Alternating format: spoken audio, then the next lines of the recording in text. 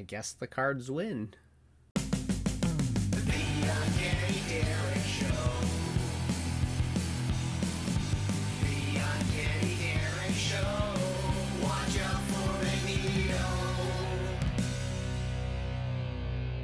What's going on, collectors?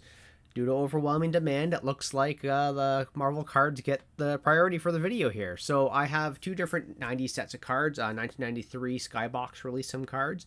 In 1994, the Hildebrands were paid to do these types of cards for the Marvel Master P series. So 1993, 1994.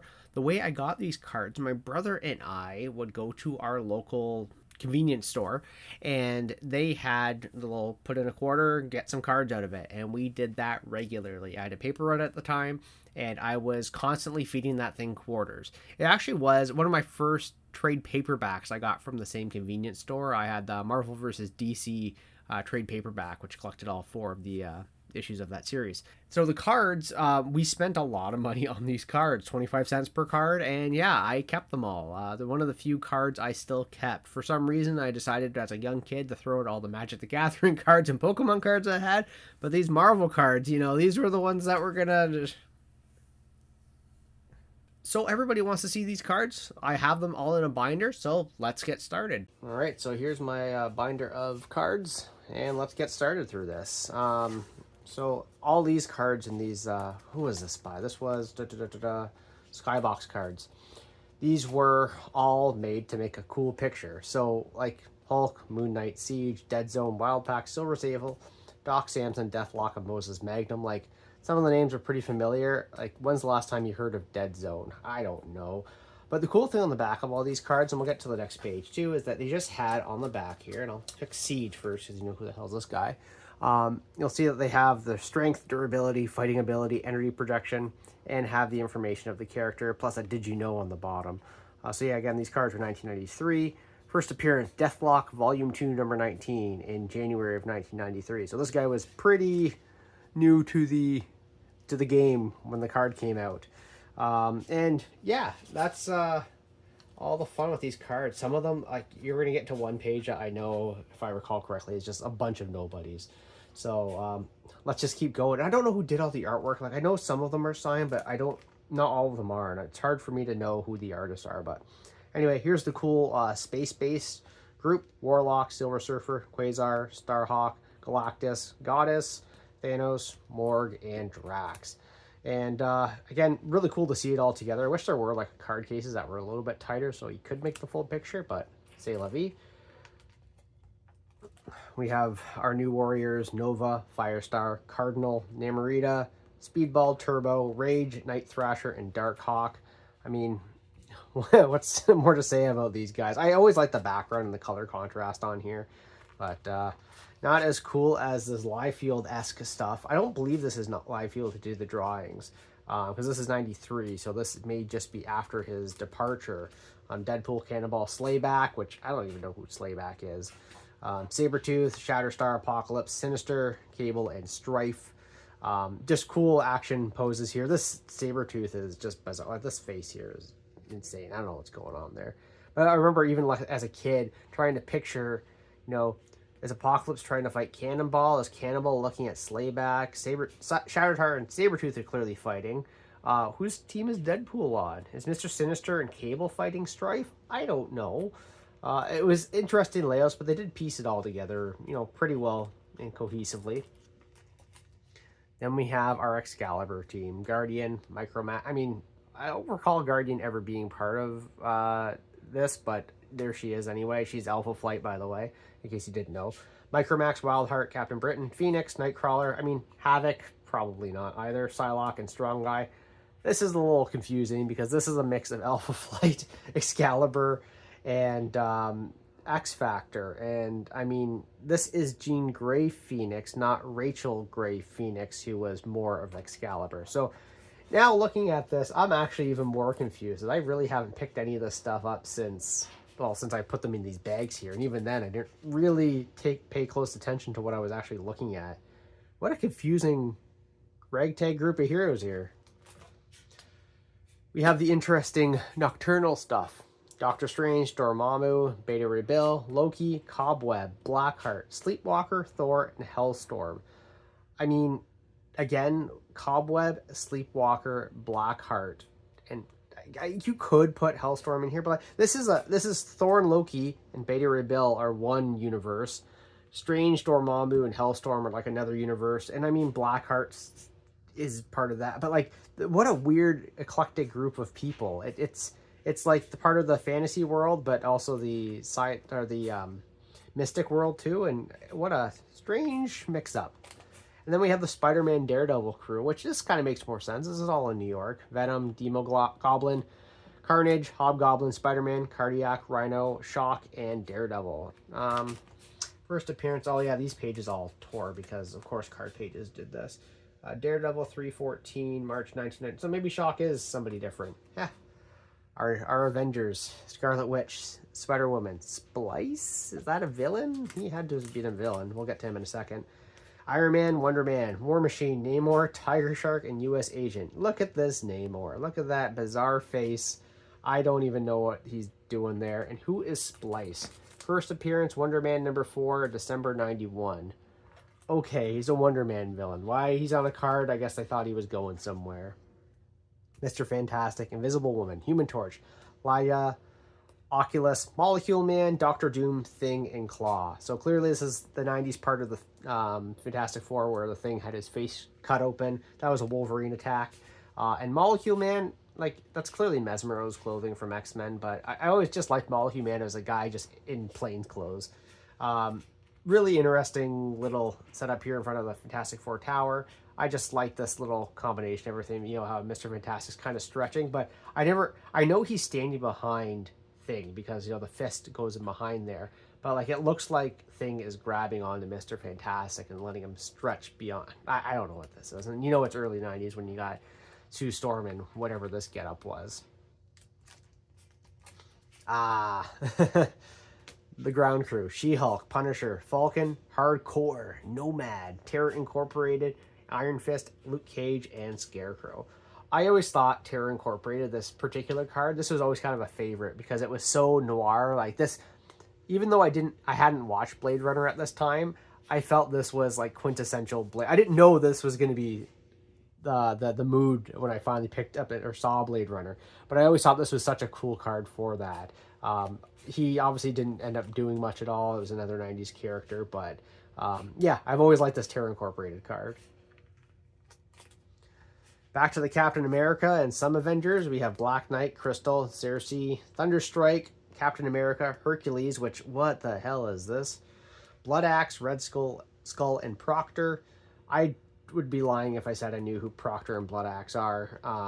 Red Skull, I mean, he's like, if you take this photo literally, you have them flying overhead, them standing in front of the building, and these guys with their backs turned to a big butt whooping. So bizarre, but c'est la vie again. I thought this was probably one of my favorite, or I thought this was going to be, these characters were going to be a lot bigger than what they actually were. Deathwatch, Lilith, yeah, sure. Heart Attack, Blaze, Basilisk, Ghost Rider, the Darkhold Redeemers, Morbius, and Night Stalkers. All these together, this makes a cool dark imagery. I don't really, like, that's Ghost Rider's head in the back, I suppose. Or it's maybe the Spirit of Vengeance, I'm not entirely sure, but I always thought this was a cool splash here. But again, all these characters, you know, Ghost Rider is something, but like Morbius is also kind of something, but everybody else has kind of gone to the wayside a little bit. And I know Lilith's one of the big bads, so to speak, but again, like, here's a page with a bunch of nobodies. And speaking of nobodies, I don't know who did this page. The signature is just right here, but obviously we have our X-Men: Storm, Archangel Beast, Rogue, Magneto, Gambit, Cyclops, Wolverine, and Bishop. This was probably the least action-packed, or one of the least action-packed pages that existed, because, I mean, I know in the previous page everybody's kind of standing around, but at least they were doing like cool poses and stuff. Everyone here is just kind of standing, so to speak. Like, obviously you got some flyers, but nothing really is happening here. And if you want to end the debate, what's forever, Gambit's first appearance was Uncanny X-Men 266. So there you have it. The Aliens page. this was kind of cool. Ovoids, Brood, Titans, the Badoon, Asgardians, Skrulls, the Shi'ar, the Kree, and Rigelians. Just having all the aliens having their own dedicated page was really cool because for somebody who hadn't really read the comics at all, I knew that there was much more to the universe based on these cards because, you know, here they are. Here are all these aliens that I really haven't recalled seeing any aliens in the previous ones. And so knowing that there's a much bigger picture based on this page or these cards was an eye-opener, knowing that there was much more to the Marvel Universe than I knew. And then we have the 90s. When's the last time you've heard of any of these characters? Black Axe, the Techno Wizards, Motormouth, Bloodseed, Dark Angel, Wild Thing, Die Cut, Death's Head, and Death Metal.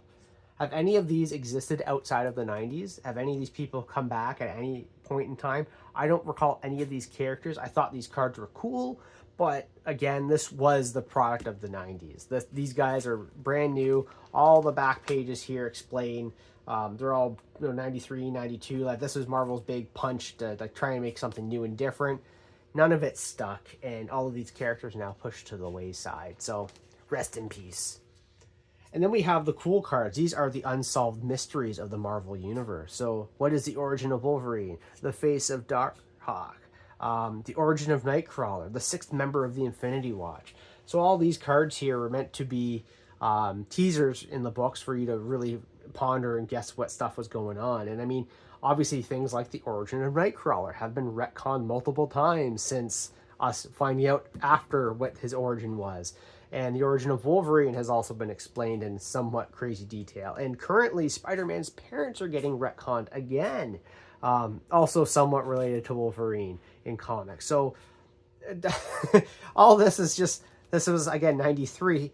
We didn't know what the next 30 years are going to bring and what the future is still going to bring to the Marvel Universe. So these unsolved mysteries are still always going to be a little bit unsolved due to retcons. And then finally, we have these cool action-packed fights. All these characters fighting each other, and they're supposed to be monumental battle or famous battles. So like some of them, I don't really know how exciting they actually are. Like Punisher versus Jigsaw. Finally the battle we've all been waiting for. Morlock versus Man-Beast. Captain America and Crossbones. Wolverine and Cypher. Hulk and Leader. That's clearly, Hulk 300. The Infinity War. That was an event. Spider-Man and Juggernaut. This isn't even McFarlane, but X-Force and the Brotherhood of Evil Mutants. Like, these aren't exciting things, but they were about the comics that were coming out at the time, because like X-Force was the early 90s, and I think it was issue 6 they fought the Brotherhood, or maybe it was issue 4. Like, it's within those couple issues they did this. So like, this is them trying to promote those issues as they're out as we speak. And then lastly, we have our checklist, and this was the holograph page. So they had bonus cards here. There was holograph. I don't know if it's going to shine in the camera at all, but the 2099 cards: Fearmaster, Doom, Vulture, Ravage, and Punisher. I was never able to complete the whole run of all these cards. These were the last 4 I didn't have, but because these were like the rare ones, so constantly putting those quarters in, and that's as best as I could do. But now we move on to the Hildebrand cards. And these ones are all in alphabetical order, and this is really interesting. So these cards also came out in the 90s. I think these were 95. Let's just take a quick boo. They were 1994. And they just had little explanations of the cards, or the characters on the cards, and a little blurb on what the Hildebrands were thinking when they painted this character. So there's obviously Beast. And what they said on the back there was, we wanted to give the Beast a sense of play, so we created this pose and lighting for him. So again, we look at that, and yeah, I guess there's a sense of play in that card right there. So every single card has this type of explanation a little bit to it. And I actually really enjoyed going through the cards and reading the backs of all of them, just to get a little bit of perspective. What they don't really explain is why on earth everything has a blue and orange like matte to it. Everything is the same color palette, and it gets very repetitive really quick. So I'm not going to name everybody as we go through. I'll maybe talk about some cool standout ones that I really did like, and notable cards. But like for the most part, like say for ones like Black Panther, and I remember Mondo being different, and maybe Rogue. Everything is blues and oranges and, you know, those typical movie posters you see nowadays. So anyway, let's get started, because the Hildebrands still do amazing artwork. Just the color palette for this series is very, very bland for the Marvel Masterpiece. So I'll just go a little bit slower as we look through all these. Again, like Blaze, I had the card from 93, the ones we just saw, and I see Blaze here again. Like, wow, he's cool. But again, where is Blaze? The Century here, or Century, here's the cool rainbow color background. I like that there was added colors to this. Chamber and Cerebra got a little bit of green in there. And, you know, Thinking Man Colossus. That is actually a pretty unique card, because nobody else is fighting. It's Colossus in the Acolyte costume. Even though it's still shared same color palette, it stands out because it is a different action pose. It's really not action. It's kind of a Thinking Man's pose. Now these pages are garbage. Lots of action here. Fing Fang Foom was definitely a standout one because it was just mostly green as well. But, you know, you just see a lot of action. Nothing but action here. Green Goblin had a cool expression on his face, but a lot of it feels, it's probably already starting to feel the same for you guys, because a lot of it is. Everybody's fighting and is clenching their teeth. It's lots of teeth clenching. So yeah, just a lot of chaos. The Electro one is a little different because it's mostly white, but, you know, again, it's still a lot of the same at the same time. Our Hulk and Hulk 2099. If you thought Hulk was dangerous enough, there he is with a machine gun. I don't know why Guardian kept getting popular, but there's Guardian doing her thing, Havoc being chaotic, Husk taking her clothes off, Iceman looks like he's in space. The Invisible Woman was always kind of cool because that was a nice little fade out they did with their painting. And I've always was confused about the Kingpin. I get the down up look, but his head was always so tiny to me. What did they say about Kingpin here? I'm curious about what they felt about that. It was fun to play with such an extremely low angles and extremely foreshortening. We really wanted to make Kingpin an extreme character. Does that look extreme to you? Is that extreme? Is that an extreme man? I didn't think so. Put that back there. Yeah, Magneto, everybody's clenching. M got her own, because, I mean, she deserves it. Lilith was always really cool. I like this green to blue change up here. This is really neat. There were two cards that I never did complete, and coincidentally, they both line up here. There's that Mondo card I was talking about. Cool enough where, like, he's actually melding into the wood. But, you know, out of all the blues and greens, you have this Mondo card where he's just actually different than the rest. Very neat.